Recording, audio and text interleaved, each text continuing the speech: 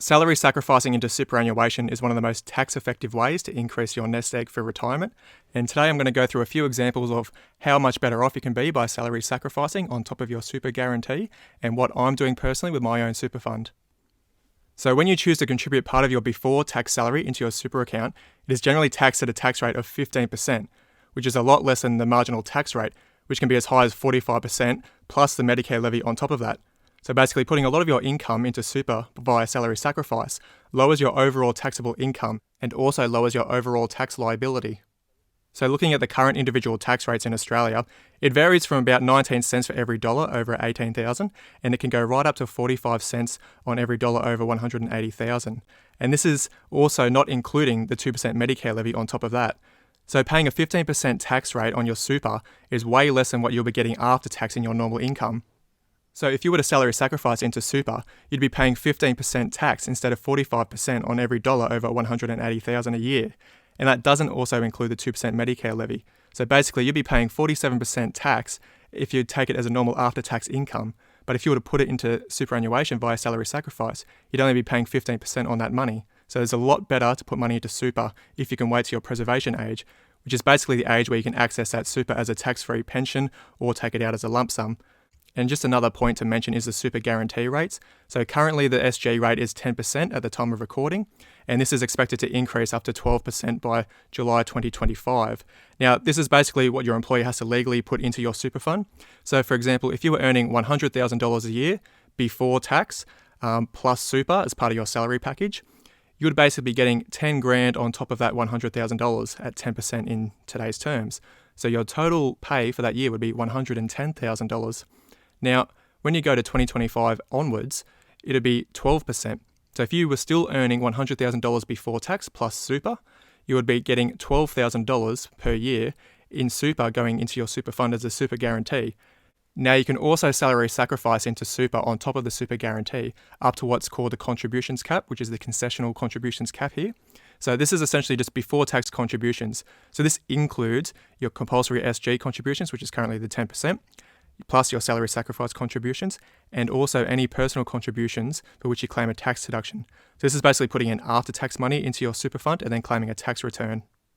Now currently the cap on before tax contributions is $27,500 each financial year, and this cap applies to all funds received into your super account from any of these sources. So it includes the 10%, your salary sacrifice, and any after-tax contributions where you're claiming a deduction at tax time. Now, all of these contributions up to the $27,500 each financial year is capped at a maximum tax rate of 15%, which is much lower than our income tax rates. Growing your super balance with all these extra little contributions adds up over a long period of time. Even if it is just a little amount of money each week, say $50 a week in salary sacrifice, it all adds up. And because it's all taxed at 15%, you actually keep more of your money in your super account. And because it's taxed less, there's more money in that super balance to keep compounding over time and increase your rate of return. And ultimately, when you reach your preservation age, you'll have access to more money. Now, the simplest and best way to save on tax is salary sacrificing. Now, you can ask your employer to pay part of your pre-tax salary into your super account. This is known as salary sacrificing or salary packaging. Now, these payments are called concessional super contributions and are payments put into your super fund from your pre-tax income and are tax deductible for self-employed people. Now, these salary sacrificed amounts are on top of your super guarantee contributions, which is currently 10%, and these additional super contributions are only taxed at 15% when they are received by your super fund. And for most people, this is lower than your marginal tax rate, and you benefit because you pay less tax and boosts your retirement savings. And generally speaking, making extra concessional contributions is tax effective if you earn more than $37,000 a year. If you're on a lower income between $18,000 to $45,000, the tax rate for after-tax income is only 19%. So the 15% in super, you aren't getting that much of a better benefit. It's only about 4% benefit. So you're probably better off keeping your money if it's only on the 19% tax bracket here. But if you're on the 32.5% tax bracket, you can basically save 17.5% plus the additional 2% tax here on the Medicare levy. One of the other benefits from July 2018 onwards is you can actually carry forward any unused before tax contributions caps for up to 5 years if your total super balance is less than $500,000 on June 30th of the previous financial year. So basically, what that means, if you've been putting in less than the $27,500 of before tax contributions into super, just say you put in 10 grand, So there's $17,500 that you've missed out on that you haven't put into your super. You can actually put that money in now if you haven't done in the previous 5 years. So for example, if you've been putting 10 grand in over the past previous 5 financial years, you haven't been putting 17,500 in. So that could basically round up to $87,500 over that 5 years that you can now contribute to super. And when you make those extra contributions to bump up to the $27,500 each financial year, you'll actually get a tax refund because you're using your after-tax money, which is being taxed at a higher rate at your normal income. Now, one thing to keep in mind is making sure you stay below your contribution caps. So before tax contributions, the max is $27,500 and everything is 15% tax up to that cap. However, if you do go over, any excess contributions will be taxed at your marginal tax rate plus Medicare levy. Now, if you do exceed the before tax cap, you can apply to the ATO to have up to 85% of the excess contributions returned, so they don't count towards your after-tax contributions cap, which is here on the right. Now, the after-tax contribution limit is basically $110,000, or it is $0 if you have more than the transfer balance cap, which is $1.7 million in super. Or you can have up to $330,000 over a 3-year period if you're under 67 years old on July 1st. And again, if you do go over this cap, you can ask the ATO to send up to 85% of those earnings back to you. So back to salary sacrificing benefits now. So we have a case study here with Sam, who is 34 years old. So she has a $54,000 in her super balance right now, and she earns $55,000 per year. Now, she wants to start adding to their super fund through salary sacrificing $100 per fortnight until she's 52 years old, then $150 per fortnight until 57, and then basically $200 per fortnight until she retires at age 67. Now, with her projected super balance without salary sacrificing, she would have $452,000 when she retires. However, when she does salary sacrifice, she'll have $612,000. Now, this is a difference of $160,000 more in super. So you can see there's a massive difference if you just take that little bit amount of money each week or fortnight and salary sacrifice it into super, because when you retire, it's going to be an absolutely massive difference. Now, with every contribution they make into super, their salary is taxed on the amount remaining after their contribution is removed. So if they earn $55,000 per year and add $100 per fortnight into super, which is $2,600 a year, their taxable income for the year is considered $53,000.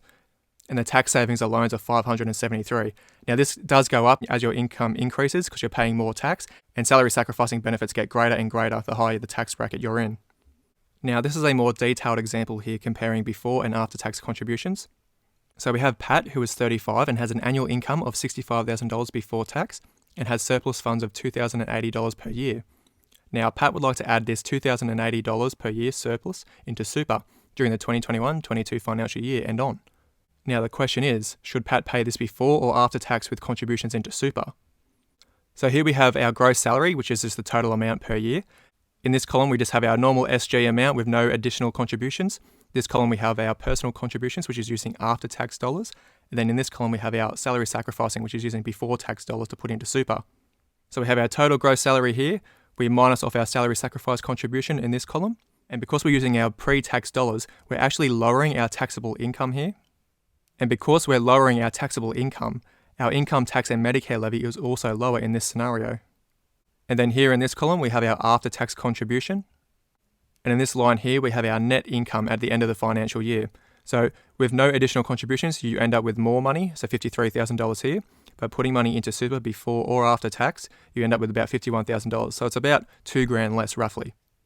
And you also end up with more money going into super at basically $2,700 compared to $2,000.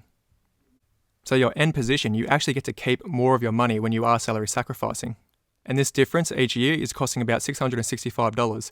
So basically, when Pat retires, he could have around $148,000 to his super with salary sacrificing compared to $114,000 with after-tax contributions. So all this minute amount really adds up over time. Now, another note that I wanted to bring up is the actual tax rates inside your super.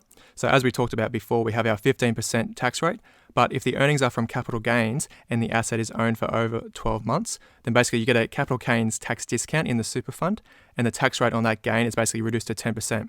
So there's just tax benefits on tax benefits when you're investing inside your superannuation account. So if you like the sound of salary sacrificing and all the tax benefits that come with it and setting yourself up for a better retirement with a higher super balance, basically the first question you want to ask is, how do I set up this arrangement? So the first thing you want to check is make sure your employer actually offers salary sacrificing. So you'll need to confirm with your payroll team at work that your employer offers this type of arrangement. If they don't, that's okay. You still can claim a tax deduction on contributions made after tax, like we showed in the previous example, and you basically just claim a tax deduction. Now, the next thing is deciding how much you want to salary sacrifice, how often, and when. So you might want to salary sacrifice on an ongoing basis. Now, I get paid weekly, so I just do it weekly, or you could do it as a one-off. So you could make a big salary sacrificed amount in the start of the year, the end of the year. That's up to you. Personally, I just like seeing little small chunks of money coming out of my pay each week, which adds up to a lot over the end of the year.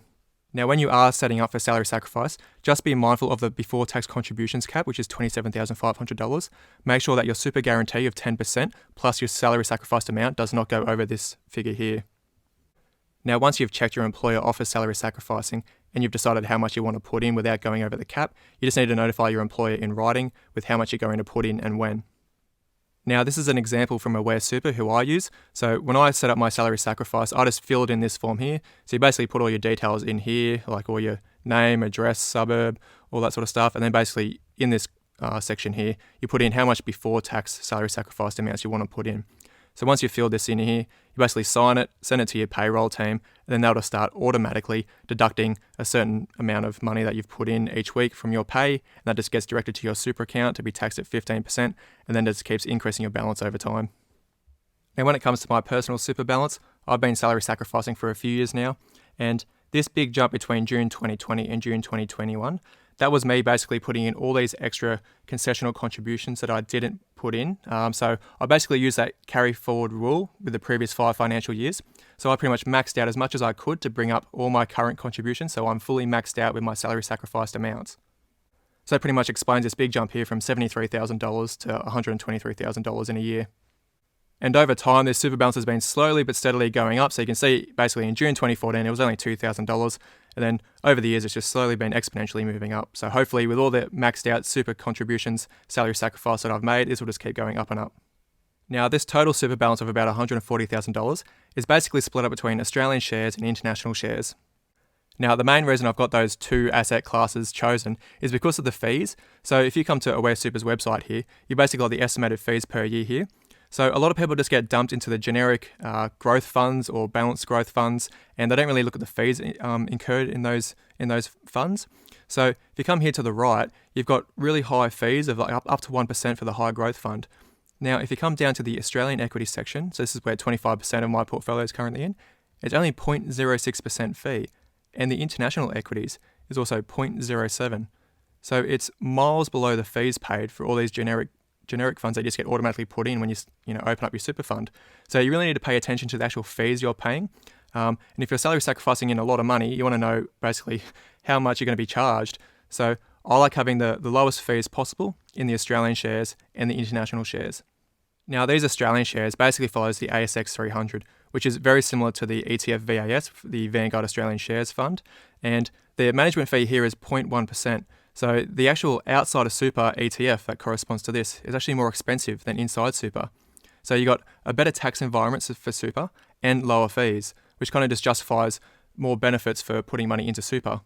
And with the international equities, this basically corresponds to the Vanguard ETF VGS, which has a management fee of 0.18% per annum, which is still a lot higher than the 0.07% that we have on our international shares here.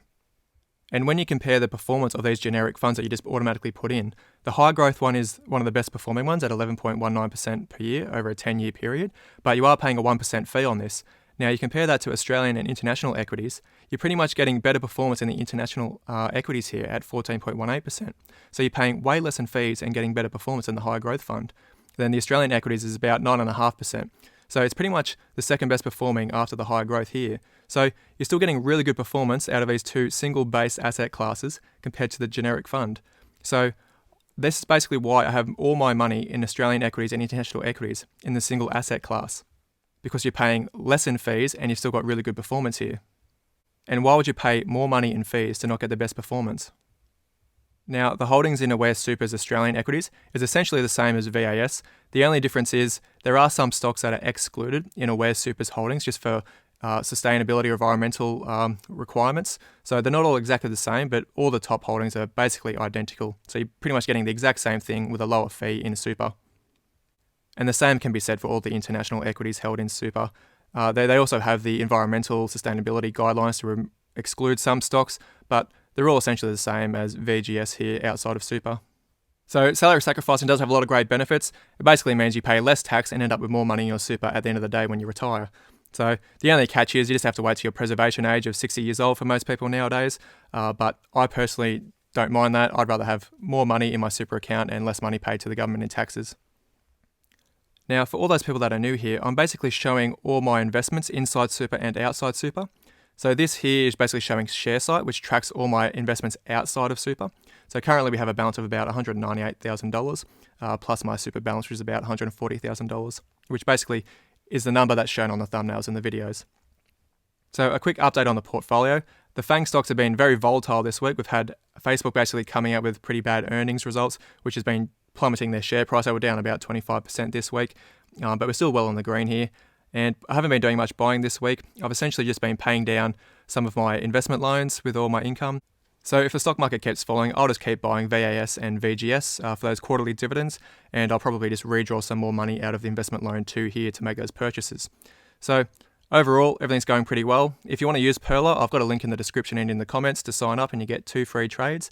And you can use this basically dashboard here to kind of track your personal finances, your net worth, all your investments, and your superannuation as well.